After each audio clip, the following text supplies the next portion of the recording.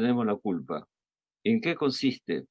Creíamos que éramos un país ya moderno, que le iba muy bien por el Producto Interno Bruto desde el año 1990 hasta el 2019 y 20, y caminamos con esa sociedad y esa economía que está al lado de la normal, que es los informales. Y entonces, los métodos de guardar estar en casa es para sociedades distintas de clases medias o de ingresos, que como es Europa, la gente se puede quedar y no necesita salir a comprar cosas porque tienen una refrigeradora. Y nos olvidamos que los informales peruanos, aunque haya en ellos ricos, millonarios, que saludo y respeto, no tienen ciertas cosas como agua, refrigeradora y otras cosas. Y entonces hemos descubierto la debilidad y el acto precario de nuestra sociedad. Entonces hemos descubierto que nos estábamos mintiendo. Creíamos que ya todo estaba muy bien, que iba a caminar. No, no se puede llegar con un sector informal al 75% en ningún país del mundo. No hay desarrollo de esa manera. Muy bien, Hugo. Eso es algo bien claro.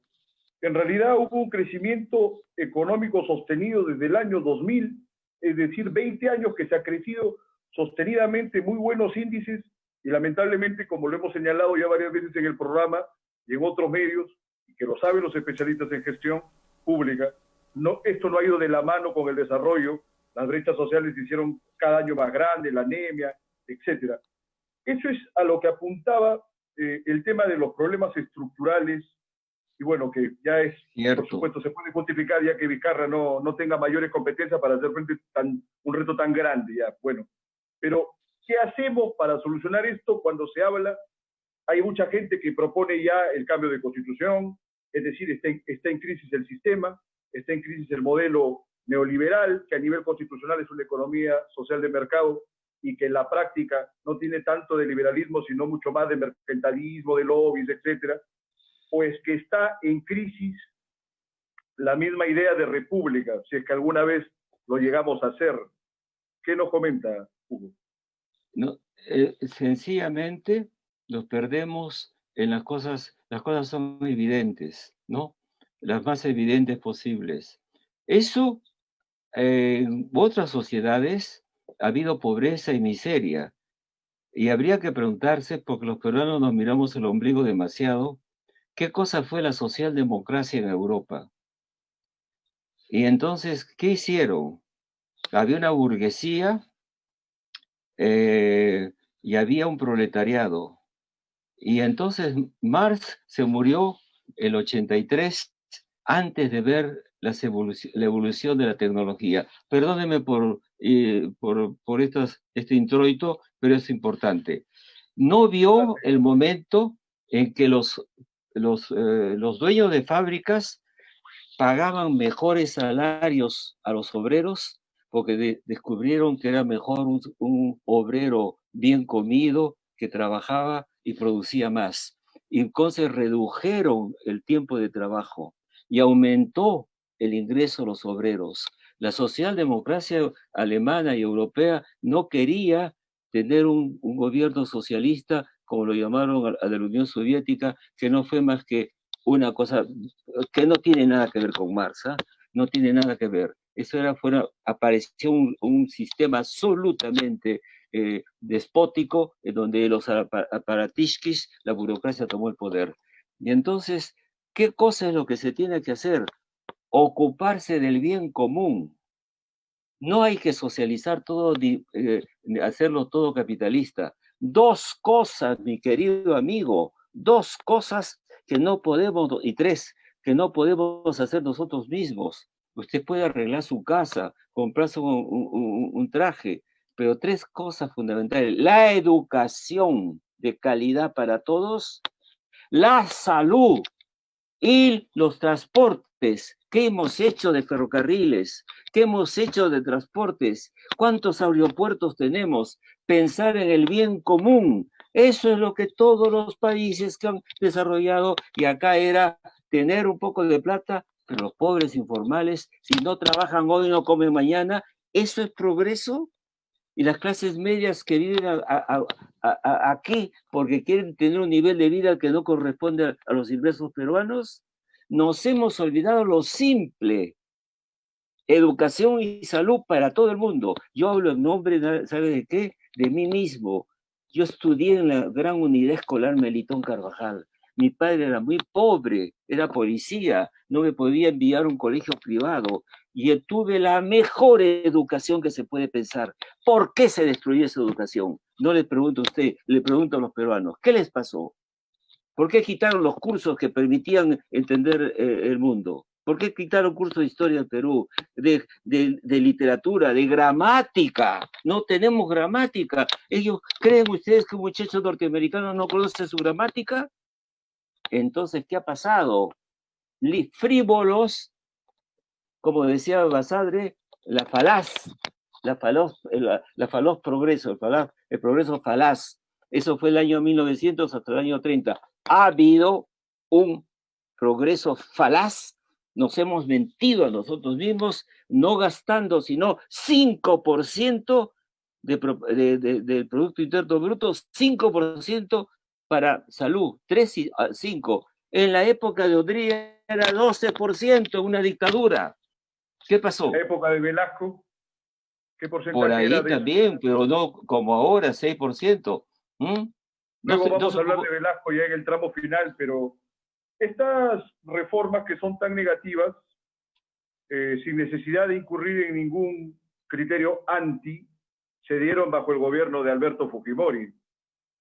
Y al parecer podría haber hasta un propósito malsano de embrutecerlo plenamente a la gente, los diarios chicha, los cómicos ambulantes, los programas realities, en fin, cualquier cantidad de cosas que han hecho de prácticamente las últimas 2 generaciones de peruanos, cualquier cosa, aunque suenen terrible. No conozco de intelectuales jóvenes ni de grandes políticos tampoco en este momento que puedan seguir en la pauta, por ejemplo, los cubos, la generación que llevó a cabo la constituyente del 78 y la constitución del 79, ¿no? Aunque se ofenda a medio mundo, pero es una realidad y nadie se ha preocupado en ponerse al día por ese lado. A ver, cogemos tema por tema. A ver. Cuando yo estaba en el colegio, en el Melitón Carvajal, íbamos a las clases mañana y tarde y había cursos por asignaturas. Si yo tuviera un hijo en edad de estudiar en la secundaria, la media, le enviaría a Ecuador o Bolivia, que está mejor. Y a usted y a los que están escuchando, hagan una cosa. Vayan a Google y pregunten cuál es la educación secundaria en Ecuador, en Bolivia. En el Perú desaparecieron las asignaturas y redujeron solamente las clases a la mañana. Eso significaba 500 horas de clase al año. Nosotros estudiamos 1.600 horas. O sea, un muchacho de mi juventud en ese momento tenía estudios 3 veces más que un año de ahora. ¿Por qué lo destruyeron? Estaba ahí el Banco Mundial, ¿ah? Curiosamente. Y hay una tendencia a que los sudamericanos no aprendan ciertos conocimientos, no vaya a ser que se hagan izquierdistas, socialistas y apristas. Y entonces aceptaron eso. Entonces, en un país donde no había clases separadas ya, porque había habido la reforma agraria, que hoy día va usted a la producción del Instituto Nacional de Estadísticas y tiene usted 2 millones de campesinos en el Perú, de Puno hasta Cajamarca. Y ahora hemos inventado el joven que no tiene educación, por una razón muy sencilla. No estudiamos literatura o historia, no para ser historiadores, literatura. Las palabras son claves. La media se llama. La secundaria es un paso entre la primaria y los estudios superiores. Entonces, al menos sabíamos todo de todo. El que le gustaba el derecho había estudiado química y física.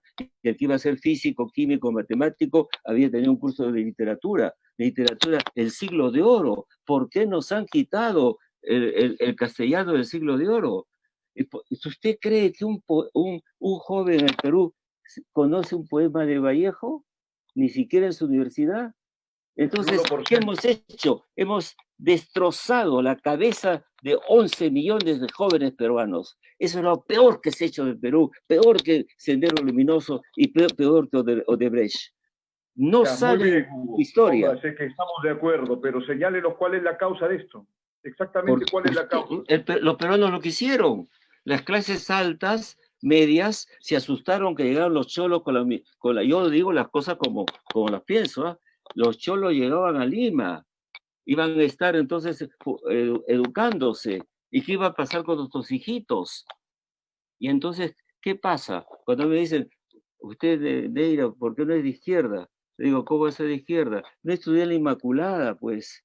No estudié en la Católica. La izquierda hay que tener padres que son embajadores, ¿ah? ¿De acuerdo? Y entonces hay toda una generación, cuidado, ¿eh? Y eso produce ciudadanos que no leen ni un periódico, ni un libro, y que los demagogos se los van a llevar de las narices para adelante. Estamos en un riesgo enorme porque una democracia necesita ciudadanos bien formados, de lo contrario, no es una democracia. Tarde o temprano la manipulan. Bueno, el presupuesto básico de la democracia es que esté muy bien educado el soberano, y el soberano en teoría debería ser el pueblo, pero acá se vive de espaldas al pueblo. La mayoría de los políticos que han ejercido la presidencia en los últimos años llegaron con una serie de ideas que en ningún momento se plasmaron.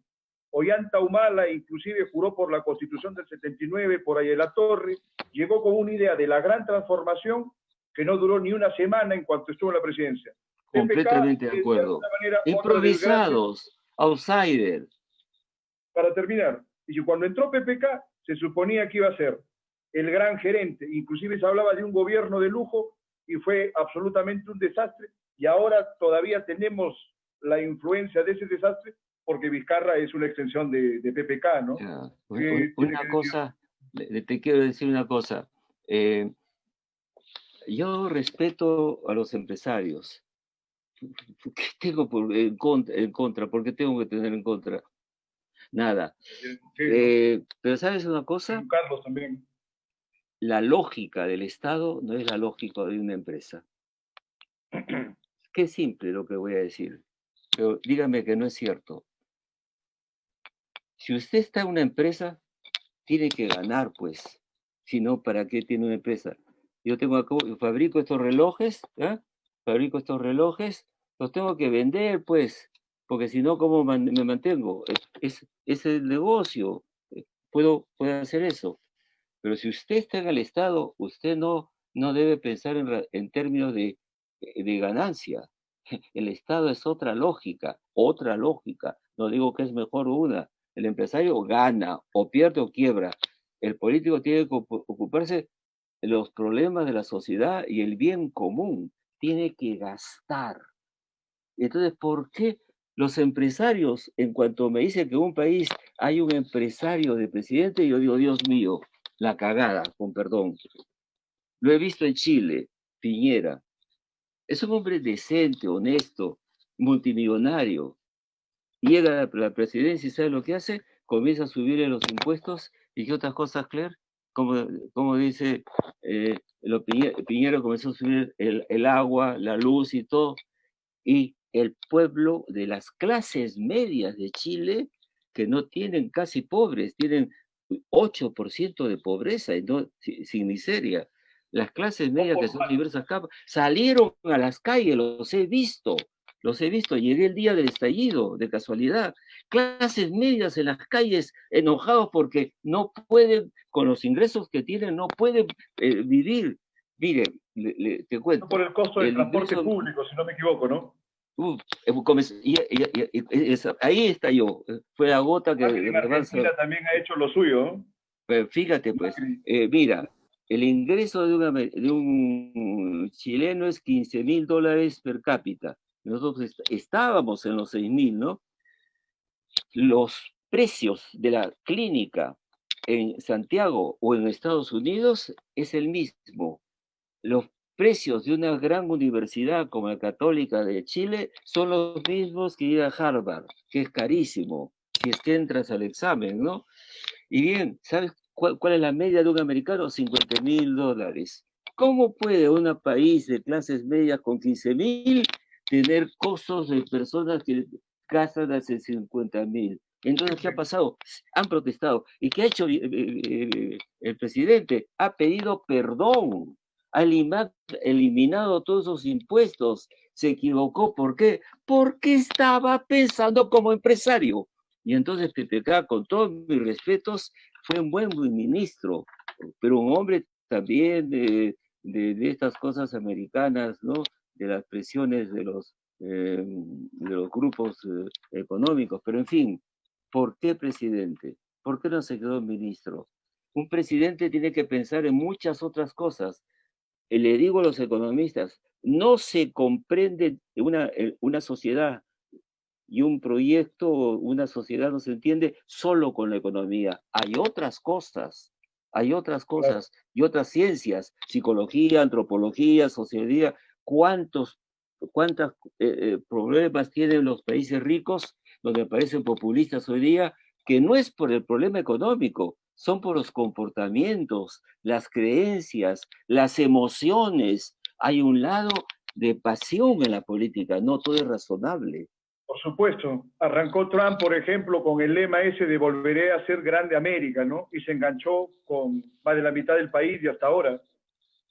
Es Claro, interesante lo que estábamos comentando de Chile, porque inclusive la presión popular ha sido tan alta que ante esta pandemia se ha intervenido en las clínicas sin ninguna clase de problema, cosa muy diferente a la que ha pasado acá, por ejemplo, y que bueno, ya esa es una historia para largo y nos desviaría del tema central que es. Entonces, está flaqueando el país a nivel de la gente que gobierna, de la sociedad que de alguna manera es inactiva respecto de exigir sus propios derechos y una mejor calidad de vida.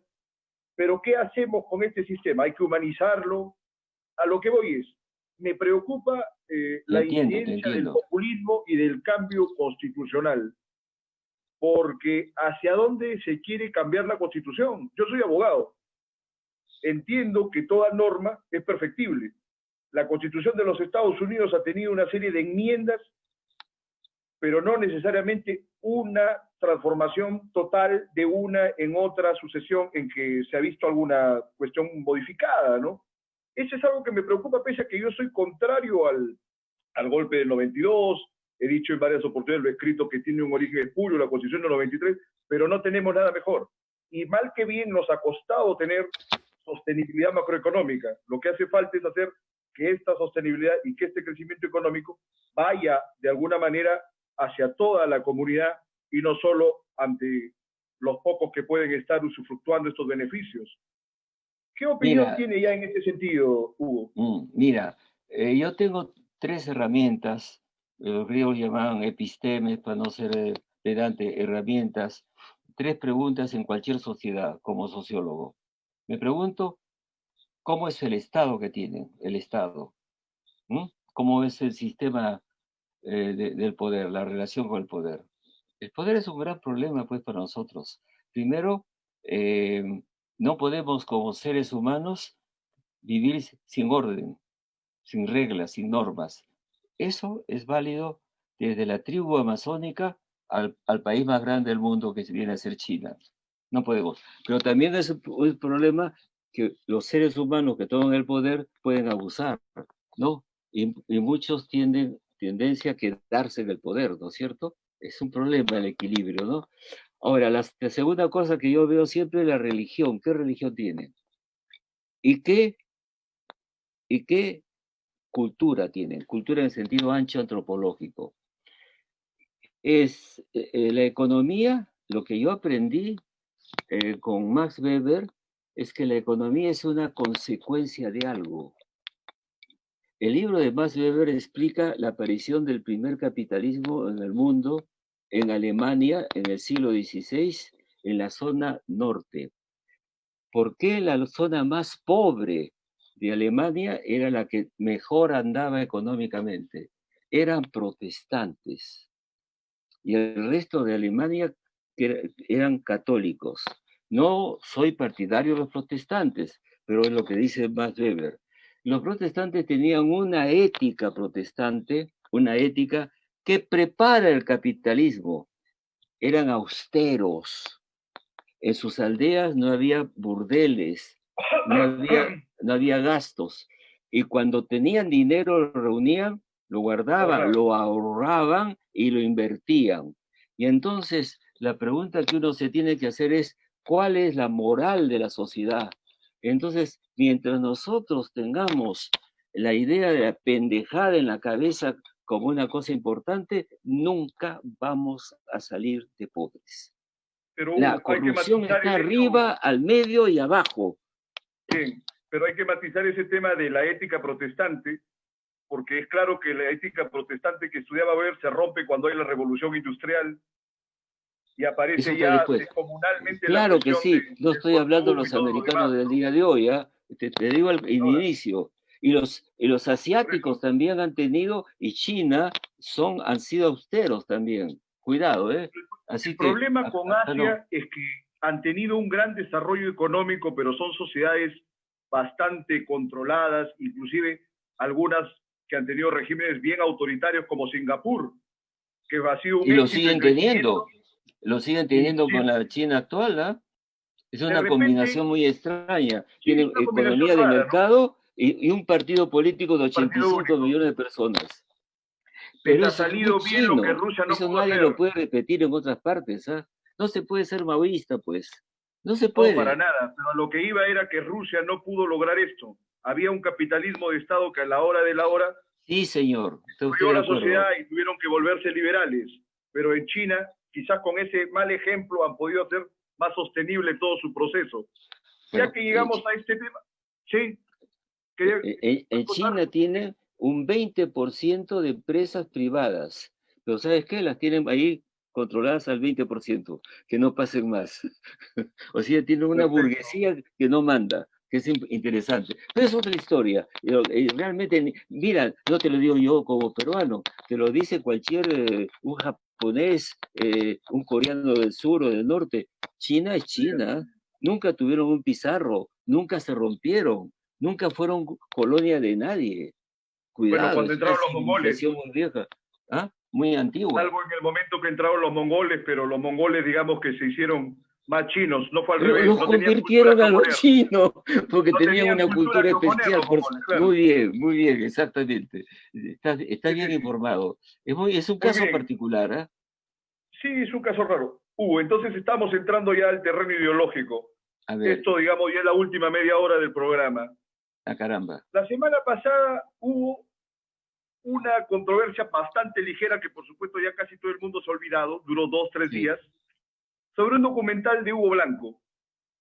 Tú has escrito mucho sobre el tema del Cusco y de las revueltas campesinas en aquella época, por lo menos 2 libros, ¿no? El de Huilca y el de Emiliano Guamatica.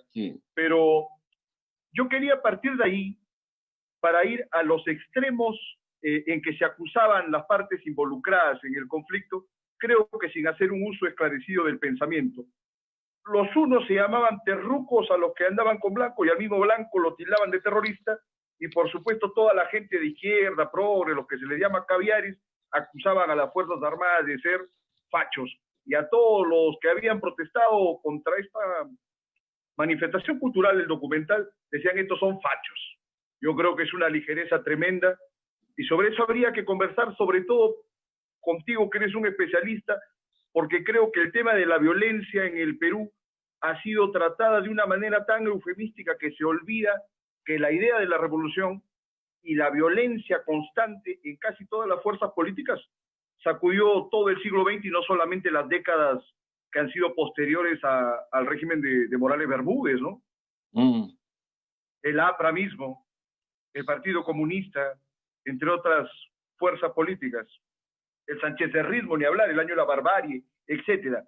Todos esos casos de violencia la gente parece haberlos sepultado y dicen, la violencia arranca en los 80. Es una tontería total. ¿Qué podríamos comentar al respecto, Hugo? Eh, Durante mucho tiempo, primero que en el Perú nunca hubo una revolución para comenzar, una revolución, como la México, la de 1910.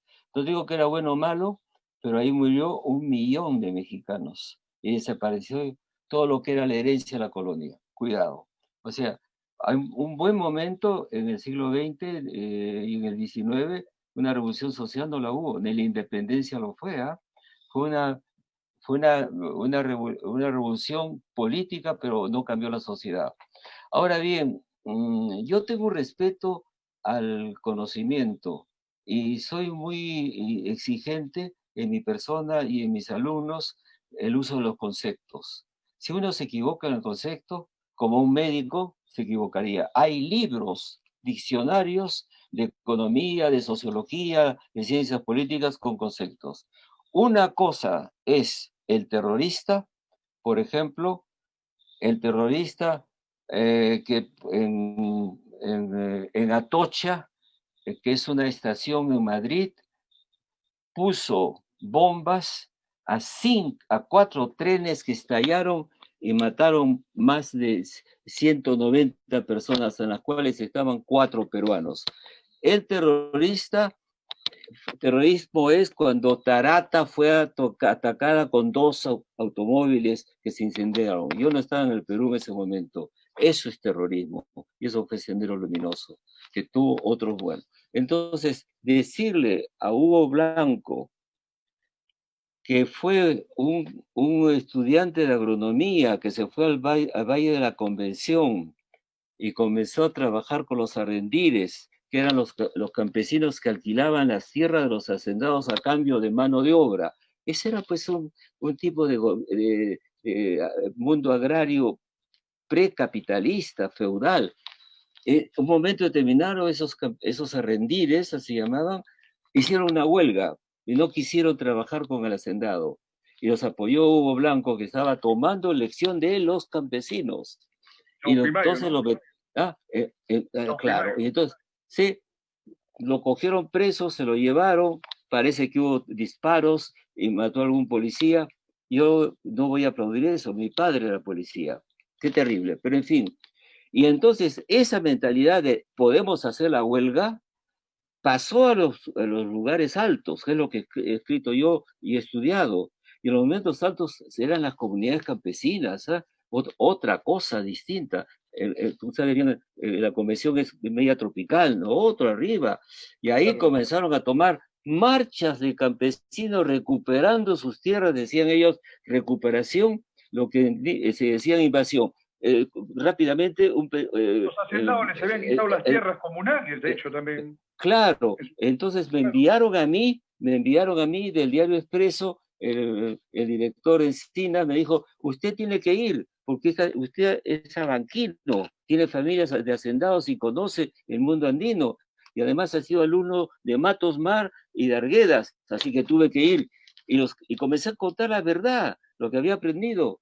Simplemente entrevistaba a los hacendados y a los campesinos, y era un movimiento sin sangre, sin violencia, porque ya sabían que los iban a aplastar si sacaban una pistola o un fusil.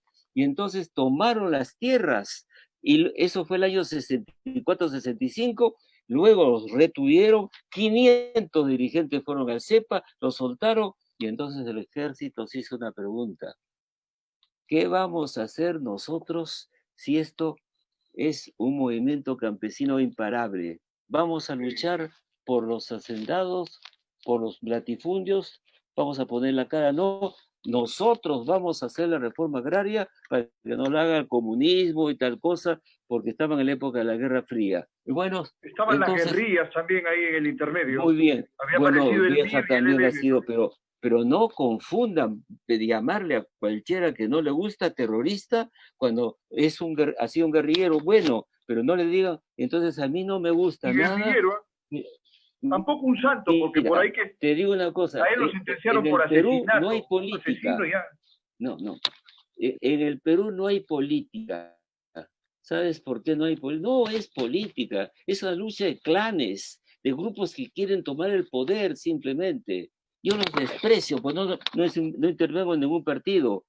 Político es polis, que es ciudad, y eso lo inventaron los griegos, que es, tú eres de izquierda, yo soy de derecha, compitamos, tú eres de la Y alianza, yo soy de la conversemos. U, no, no, Hay que no, concordar, discutamos, ¿no? vamos a combatir, vamos a ver quién Se gana más, polemiza quién y tiene más corre, ¿no? votos, ¿no? Quién tiene más votos, pero no es eso, quiere aplastar al otro, y entonces, mientras te dicen la derecha, eh, ¿cómo es eso? La derecha, Claire, perversa, Bruta y achorada y azorada, sí. no. ¿Qué es eso, Bruta y señor? azorada. Eres de izquierda, terrorista. No me jodan, porque eso quiere decir que no están hechos para la democracia. En la democracia se respeta al otro. El otro, el peruano, no puede aguantarlo. El que todavía viene de los Nunca lo indígenas, hubo. nunca lo hubo. No Siempre ha nos habido hemos. odios acá. Y Eso es lo que. quería Eso acotar nos en el tema mata. de las revueltas campesinas, de que inclusive, hasta donde sé, no estuvieron plenamente partidarizadas para nada, fueron movimientos populares que no debían su insurgencia a ninguna intervención partidaria. Sí, Tú que has señor, escrito sobre ello, ¿estás de exactamente. acuerdo con Muy ese bien punto? visto. Porque hay quienes disputan ello, ¿no? Y te No digo tiene una nada que cosa, hacer. como si nos estuviéramos tomando un café, sinceramente. Yo fui sin saber qué pasaba. Fui de frente, como había estado en la Juventud Comunista, en el Partido Comunista, fui a ver a mis amigos comunistas y me dijeron, Hugo, no tenemos nada que ver con esto. A comenzar es un trotskista. Después, ¿qué más? ¿Qué hago? Y descubro, fíjense, descubro una élite de campesinos, dirigentes de la Federación Campesina. ¿Sabes qué habían aprendido? Habían hecho servicio militar y habían aprendido la estrategia. Y es la primera vez que aparece un grupo de gente que ellos mismos se autoorganizan y no necesitan de los partidos políticos o dirigentes. Por eso no les ha gustado nunca, porque eso no era priista, no era comunista, no era nada, eran ellos mismos con una toma de conciencia. Y Saturnino Wilca, el dirigente, hablaba quechua, no quería hablar castellano. ¿Ves Bueno, tú que? retomando el tema de la violencia, porque esto ya es claro, o sea, yo como he escrito en alguna oportunidad, Sí. inclusive a Blanco se puede considerar un asesino que mató al policía, pero eso no tiene nada que ver con el ejercicio del terror, que tiene presupuestos y epistemes que hasta el mismo Lenin lo desarrolló en algún documento en su oportunidad. En Así que contra en contra de los anarquistas, por supuesto. ¿Cuánto me alegro de escucharte? Es exactamente eso, que es racional. ¿sabe a ¿Qué dónde eso quiero llegar? significa aplaudir a nadie? ¿Mm? A ver, espera, no te estoy escuchando. Nuestra historia política han estado en favor de la revolución y hasta de la lucha armada. Yo señalo, por ejemplo, a este personaje sin necesidad de tener ningún gesto hacia su partido, pero Armando Villanueva del Campo fue procesado por terrorista en los años 40, con la última intentona revolucionaria aprista el año 48. Ahora, se da la casualidad que estando Villanueva del Campo el 65 en el Congreso, sale Luis de la Puente con el APRA rebelde, el MIR, y fallan a favor de que se les considere terroristas, hecho del cual él se retracta luego ya en su vejez, cosa que le enaltece. Entonces, acá viene esta tergiversación porque también es un tema de tu especialidad, porque inclusive trabajaste con Velasco. Las condiciones objetivas para llevar a cabo una revolución, independientemente de que se fuera a implantar un modelo de una democracia comunista o de una república, porque creo que acá nos ha hecho falta fundar una república. No somos una república de todavía. la suprema explotación, opresión y maltratos de los indios que vivían en las haciendas, que eran casi esclavos, hasta que aparece Velasco. Y por lo menos con todos los errores que tuvo, le quebró el espinazo a ese sistema feudal. Ahí se acabaron las condiciones objetivas para llevar a cabo una revolución. Se acabó la colonia, mi querido amigo. El latifundio del día de la encomienda que tenían los españoles, pedían que les encomendara 4 aldeas para manejarlas. Es que necesitaban la mano de obra de esas 4 aldeas. Se acabó la colonia en 1969, por favor. Somos ya un país, inventan una clase nueva que es que los que no tienen cultura. Entonces, Han a lo que iba a inventado llegar era, educación. era que lamentablemente cuando arrancan las guerrillas, claro que estaban ellos por la cuestión comunista, que no era la única posibilidad, había todavía la condición objetiva, pero ellos no tenían un movimiento de masas. Y lo que corresponde a los movimientos, para terminar, y los movimientos de los años 80 estaban centrados en hacer la revolución, pero ya no tenían la condición objetiva, lo había quebrado Velasco. A lo que iba es, tengo la impresión, y creo que mucho del odio hacia ese partido se centra en esto, es el único partido que tuvo la posibilidad de llevar a cabo una revolución fue el partido aprista. Sí, señor. Hasta el año 48 tenía las condiciones objetivas y tenían el partido de masas. Como sé que es admirador de Haya, y amigo. ¿por qué Haya de la Torre y amigo, y por qué Haya de la Torre no llevó a cabo este proceso que ha sido deudor hasta hace unos años, ¿no? Hasta hace unas 4 o 5 décadas, hasta que aparece Velasco? Fue una deuda como de 40, 50 años de Haya. ¿Por qué no lo llevó a cabo? Ay. Mira, yo me he encontrado, me alegro mucho de lo que estás diciendo, estoy de acuerdo. Ese movimiento campesino ha molestado a mucha gente porque no se pueden vestir con eso, ¿no? Ese es un problema. Y luego, alguna vez, cuando estaba ya trabajando de investigador en París, que me había invitado a estas cosas, pasaba ahí a la torre yendo hacia Europa nórdica, ¿no? Además, con ese hermoso libro que se llama El mensaje de la Europa nórdica. Gran libro. Porque estaba viendo, ¿sabes qué veía allá, antes que responda a tu pregunta? Allá veía el aprismo vivo, en el sentido que era posible una economía liberal con unas políticas sociales. Eso es Suecia, eso es Dinamarca. Así, no era un mito, es el mejor libro de allá, diciendo, miren, esto es lo que queremos. ¿No? Me gusta pero entonces nos tomamos un café. Mira, se tomaba el trabajo de llamarme por teléfono, me decía, Hugo, usted sabe, yo hablo bien alemán e inglés, pero el francés me choca y me puede acompañar a algunas librerías, como no, señor, le decía yo, salí y conversábamos. Y te digo que teníamos una amistad, un personaje extraordinario, por favor. Haya se anticipó a su tiempo. En el siglo XXII se van a dar cuenta de qué cosa que estaba diciendo, ¿no? Él vio la caída de la Unión Soviética, nunca creyó que eso era socialismo ni comunismo, era otra cosa. Ahora bien, a lo que ha sido, mira, le dije, ¿usted por qué no tomó en algún momento el poder con fuerza, como paz extensor en Bolivia, como pasó en Venezuela con Betancourt? Ganar el poder democrático, primero tomar el poder con una revolución y después usted gobernaba democráticamente. Le dije, no como está pasando con Castro, con Fidel Castro, que no se va a ir nunca, y no se fue nunca. Y ella me decía que él era demócrata. ¿Sabes qué lo perdió? Su bondad de querer ser demócrata. Y yo le dije, señor, y me dijo, yo le hago una pregunta, ¿por qué usted no fue aprista? Y yo le dije, porque usted nunca iba a llegar al poder, nunca lo iban a dejar llegar al poder, ni el comercio, ni la oligarquía, ni el ejército, y no le iban a dejar gobernar. ¿Por qué no tomó el poder? Y se quedaba así, y no lo tomó. O sea, a veces ciertos conceptos en política hay que hacer las cosas. Este tema es importante porque hay cualquier cantidad de políticos menores de 40 años que no son nada y no tienen ninguna consideración por los hombres que han pensado, han trabajado por el país. El otro día conversaba yo con un muchacho que no voy a decir su nombre, me dijo, Haya de la Torre no tomó el poder porque fue un cobarde, y habló de otro Haya de la Torre, hasta siendo un hombre mayor, era, digamos, tenía una prepotencia importante a nivel físico, ¿no? ¿Sabe qué creo, Hugo? Y quisiera que lo reflexionemos porque usted es un especialista en el tema. Dime. Que por un lado, Haya de la Torre sabía que era más notable que cualquier otro contendor a nivel de verbo, a nivel de pensamiento. No había un político que se le ponga enfrente. Uno es la vanidad.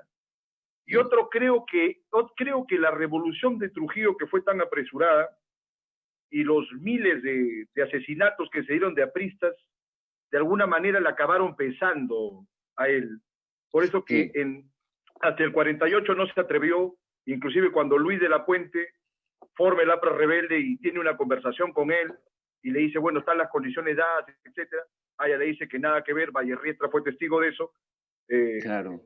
No quería causar, digamos, un derramamiento de sangre grande sobre unas vidas que consideraba que eran de su responsabilidad. No sé qué piensa al respecto, Hugo. Yo pienso que Da mucha vuelta al tema. Él pensó siempre que iba a poder llegar al poder sin necesidad de ese choque que iba a ser sanguinario, ¿no? Por un lado y por el otro. Y los años le ganaron, ¿no? Los años le ganaron y de pronto cuando ya podía haber sido presidente, el cuerpo lo traicionó, ¿no? Tenía... Tienes ahora la edad de ahí en el 79. Sí, en el momento determinado, momento, había estado muy mal comido, en Rusia, y había tenido un comienzo de tuberculosis. Y en ese momento era el periodo de Lenin, no era Stalin, lo enviaron a un lugar para que se curara y se curó. Pero lo que le quedó, me explicó un médico aprista, que quedaba como, por eso se llama, pues, lo que viene a ser la tuberculosis, el tubérculo, un tubérculo, una cosita así, en el pulmón, seco, ¿ah? Como una cicatriz, y se le despertó de nuevo con un cáncer, y lo mató, pues. En algún momento tendríamos que dedicar 1 o varias horas para tratar este tema que es tan intenso, apasionante, pero quiero seguir con la reflexión acerca de la violencia porque me parece que no hay una gratuidad en los procesos que se han dado con los dos movimientos que atacaron al país ya sin mayor sentido a partir de los 80, que son el MRTA y Sendero. Porque hay de alguna manera una continuidad en el MRTA de algunos de los postulados del APRA Rebelde, y el APRA Rebelde tenía la continuidad de esa primera etapa revolucionaria del aprismo. Y con Sendero Luminoso, que es algo que inclusive los mismos críticos de Sendero obvían con este rótulo del terrorismo que para cualquier cosa le sirve, es que viene del Partido Comunista, y Sendero es un partido comunista. Se habla de violencia terrorista y no se atreven a hablar de que ha sido una violencia comunista. Me parece que ahí hay una gran incongruencia y un lavado de cara de todos los involucrados. Y una cosa más, que le estoy preguntando, la diferencia entre el MRTA y Sendero, porque hasta donde sabemos, el MRTA, que muy bien tuvieron sus equívocos, son unos delincuentes, está muy bien que paguen lo que tienen que pagar, en todo momento se presentaban distintos de lo que son el resto de la población. Sendero en realidad se infiltraba no teniendo identificación con trajes de guerrilla, ¿no? Que era un acto bien grave. Claro. ¿Qué podríamos reflexionar al respecto, Hugo, mira, por favor? Muy sencillo. Yo he conocido Cuba en la época de Fidel Castro. Me enviaba Velasco para acuerdos culturales y estas cosas. Personalmente he conversado con él. Y poco a poco me fui dando cuenta de algo. Cuba es una isla chiquita, de Lima a Ica. Es una islita. Y ahí ocurrió algo porque Batista era una persona absolutamente corrupta. Realmente La Habana se ha vuelto el burdel de los americanos, y cuando se levantaron en armas los jóvenes, ¿no? El 26 de julio lo metieron preso, después salieron, no los mataron, se fueron a México y ahí se preparó militarmente Castro, y ahí llegó el Che Guevara, de casualidad.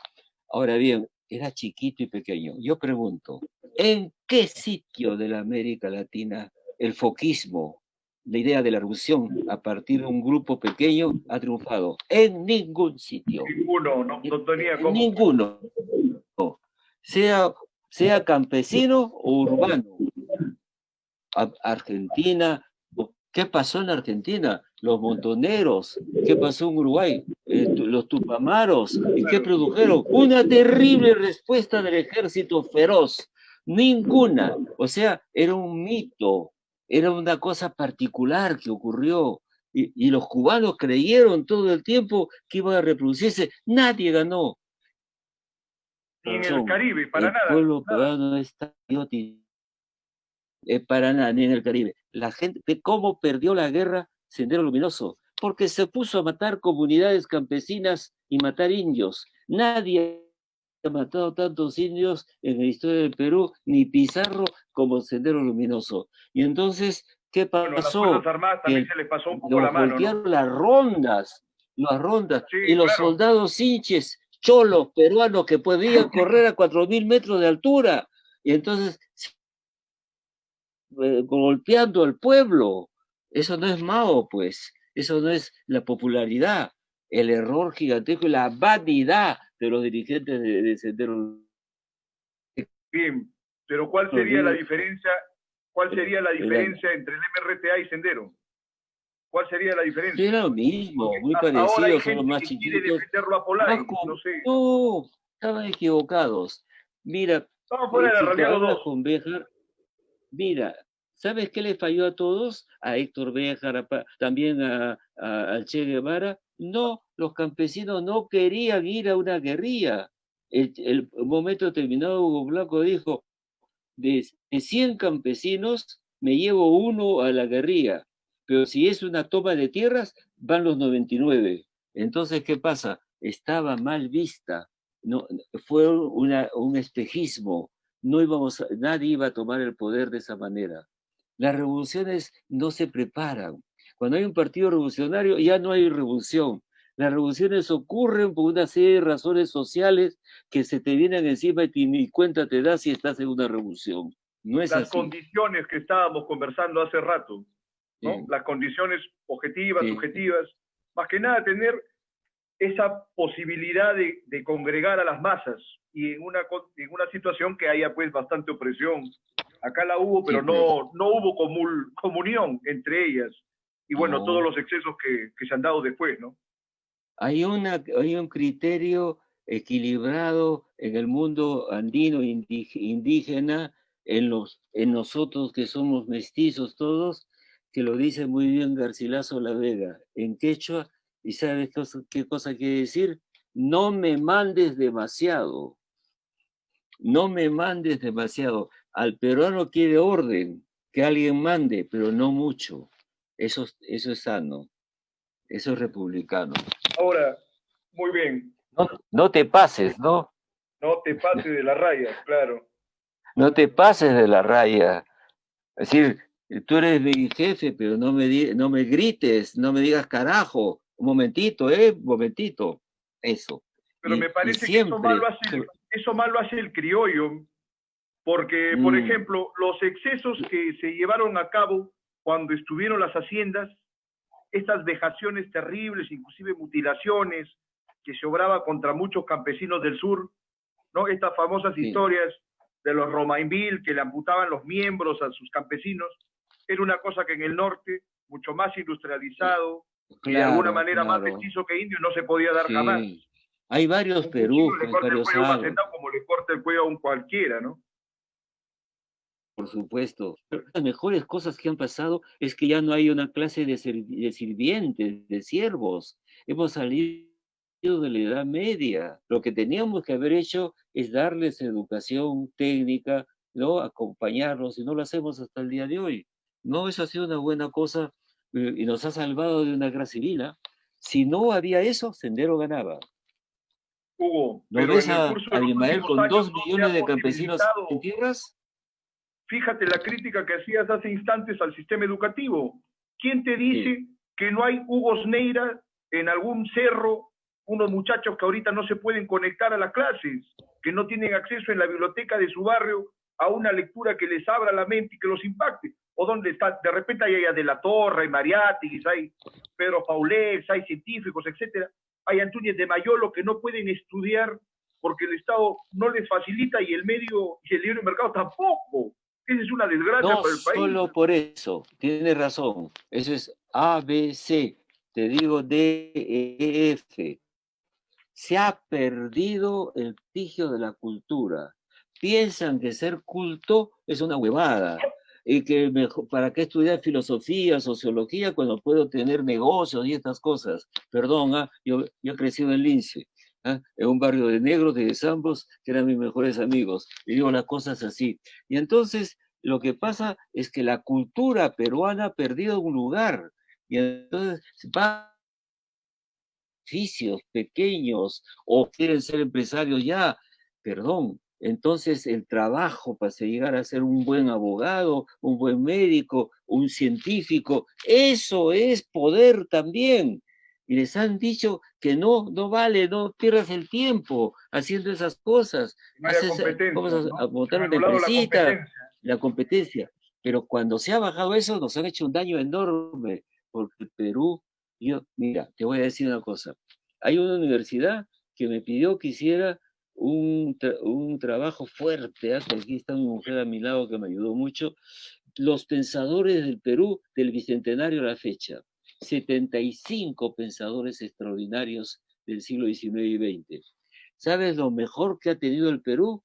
Más que su economía y más que su política, la cantidad de genios que hemos tenido en poesía, en literatura, en Ensayo, antropología, en claro. filosofía, extraordinario. Y eso se ha muerto. Mis amigos se fueron al otro lado. ¿Ah? Yo he hecho menos a Julio Kotler, a Fernando Fuensalida. ¿Y dónde están los que toman ese lugar? La cultura ya no les importa, no leen un libro, no leen una revista, salen de la secundaria sin poder comprender este periódico y leer algo. Entonces acá ha venido un error enorme de las capas sociales populares de creer que el poder no está también en el conocimiento, en el saber. Que Los la palabra es sociólogos el poder. franceses el conocimiento. Claro, y la El palabra es un verbo, poder si tienes argumentos, claro. retóricas, conocimientos, ¿no es Fundamentos, cierto? con fundamentos, pues claro. Entonces, hay que decirles, no es así. Hay dos formas Para de eso hay poder. espacios como libertad Mira, bajo te palabra. cuento. Hay un sociólogo francés que establece esta cosa, Bourdieu.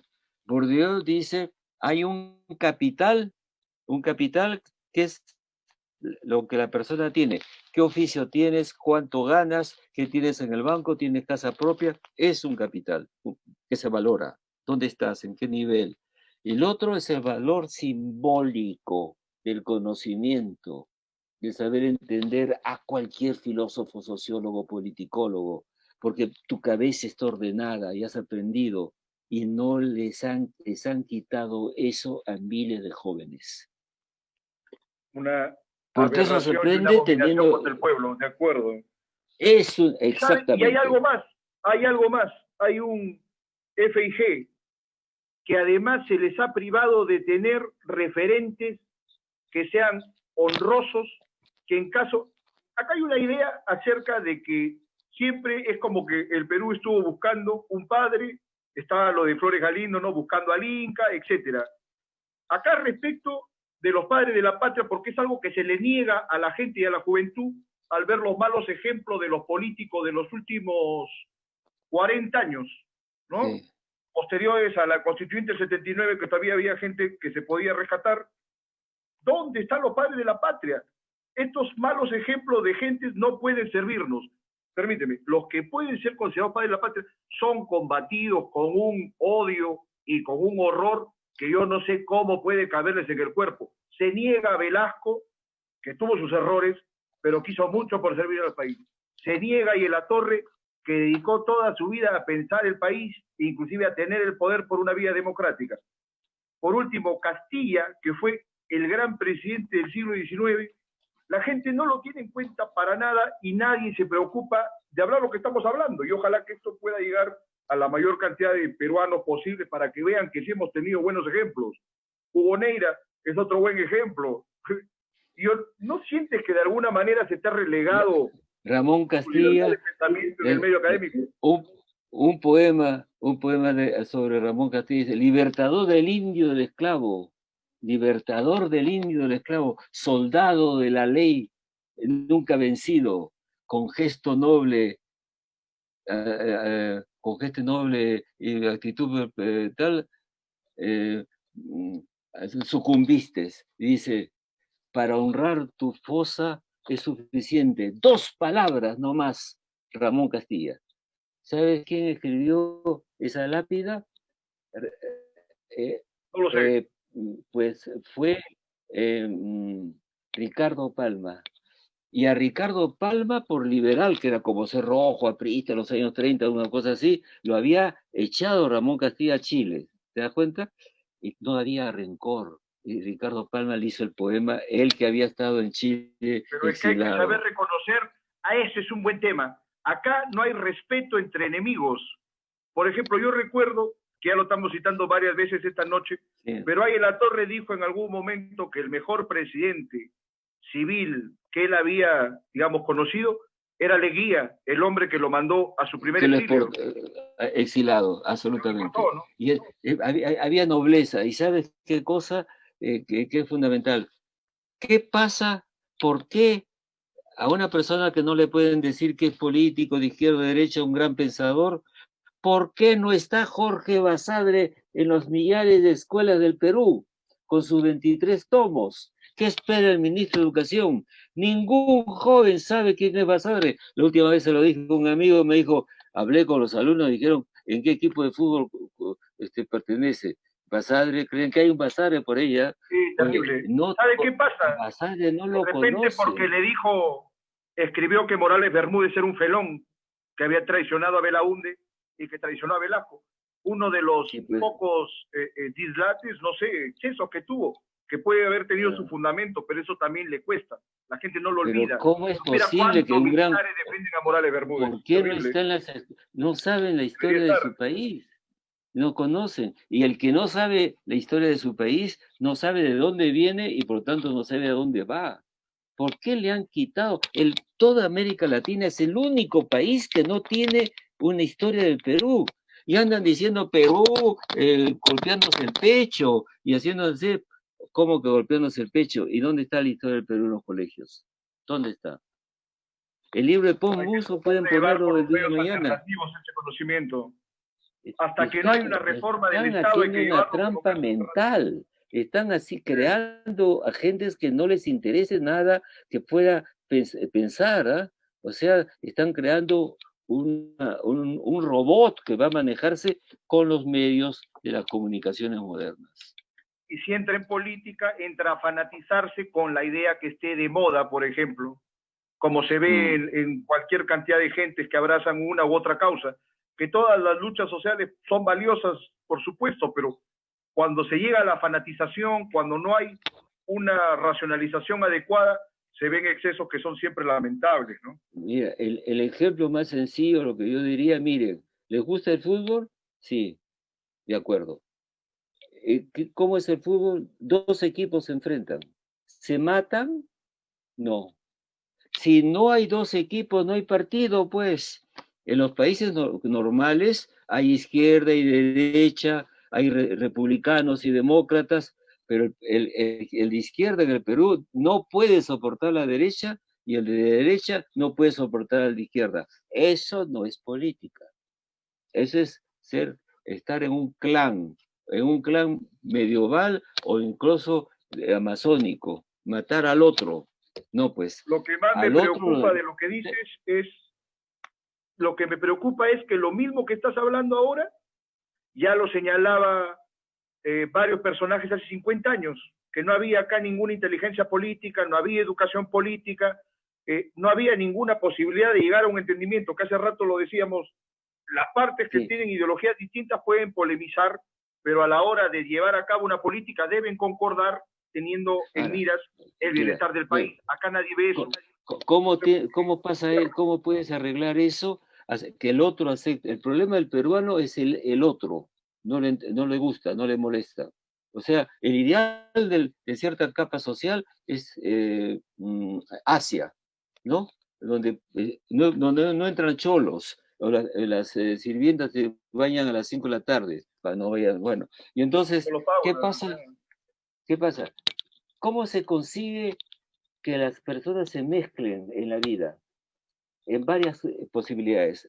Yo conocí, al vivir en Lícer, un barrio de negros, y en el colegio, la fiscal había negros, cholos, de todo, los colegios.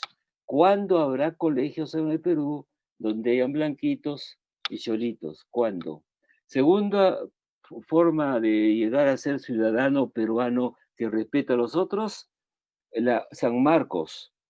la Juventud Comunista, había de todo, negros, chinos. La primera vez que yo vi 3 puneños fue en la célula de la Juventud Comunista. Los puneños ni hablaban, ¿ah? Y otra cosa elemental viene a ser los partidos políticos, que como tú sabes, tienen todo tipo de gente. Si no hay partidos, si no hay colegios generales, no para unos con separaciones étnicas como hay hoy día, y si no hay lugares donde la gente se conozca, entonces no podemos aceptar al otro. Y mientras no aceptamos al otro, lo desconocemos y no somos socialmente la base de una democracia. ¿Cómo vas a tener instituciones democráticas si todo el mundo es racista? E inclusive Hasta en el plano cultural, el tema en la cultural, historia, en la porque tú sabes literatura, muy bien todos los que grandes una discusión de termina con negación de una otros. frase terrible. Pero déjame decir una mala palabra. En una discusión ha Ya habido cholo empezamos de mierda. Y el otro te contesta blanquiñoso, ándate a la mierda. ¿No? Blanquiñoso o cholo. ¿Cuándo van a dejarse de seguir peleándose? Nos van a comer otras sociedades y otros países. El peruano tiene que aceptar al peruano, respetarlo, aunque no esté de acuerdo con ellos. Bueno, y tiene que aceptarse que en gran parte el país es un país mestizo, ¿no? O sea, Claro, los blancos no y son ni era el 1%. hora, y O era sea que hora. por favor se dejen de esa tontería. Además que los grandes artistas, los grandes pensadores del país han sido mestizos. El más grande de los escritores, que fue Vallejo, era un hombre de un pueblo de la Sierra de la Libertad, que es Santiago de Chuco, y barrió con toda la gente. En Y Trujillo lo además, admiraron todos, era de la generación de Haya. ha habido mezcla de razas, o somos un país ejemplar en el mundo. Acá tenemos todo tipo de razas. Sebastián Salazar Bondi decía una vez, alguien está discutiendo en la colonia y dijo, no es tanto como usted supone, de vez en cuando, en la noche de la Edad Media, del periodo colonial, se habrá escuchado alguna vez a alguien que decía, cholita linda o negro de mi alma. Entonces, no es que todo está tan separado. No, no es cierto. Muy bien, perfecto colofón para esta muy entretenida conversación que espero haya sido del placer de todo lo que nos han La oído. cultura peruana para todos los peruanos. Y respeto a los chinos, los negros, qué mierda. Todos somos peruanos. Con un ejemplo al mundo. Que vivamos Y tenemos teniendo una al país ventaja, en lo ventaja alto. ante Europa y Mucha todo. gente se olvida Recién de los eso. europeos están conociendo otros pueblos. ¿Ah? Nosotros tenemos mira, tenemos una experiencia de etnias y culturas tan diferentes que hay en el Perú, que cada peruano que llega a los 18 años, como mayor de edad, debe dar un cartón de antropólogo, porque cualquier peruano sabe más que un antropólogo de cómo es la gente de cualquier sitio. Un estudio Es de que un campo arequipeño de es igual que 18 un años. puneño, ¿no? O que un chalaco, ¿no? ¿Ok? Gran trabajo de campo. Entonces, Hugo, te agradezco tu participación. Con seguridad vamos a concordar para seguir conversando en otras ocasiones.